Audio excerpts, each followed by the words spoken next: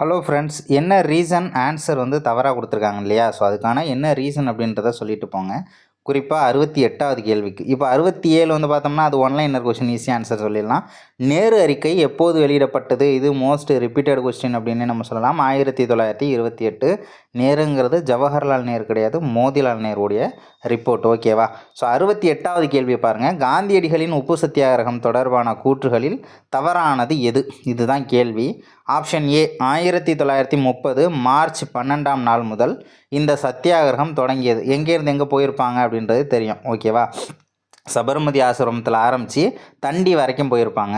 அதுதான் காந்தியடிகளோட உப்பு சத்தியாகிரகம். அதே மாதிரி இந்த சத்தியாகிரகத்திற்கு 78 உறுப்பினர்கள் தேர்ந்தெடுக்கப்பட்டிருந்தனர். இதுவும் கரெக்டு தான்.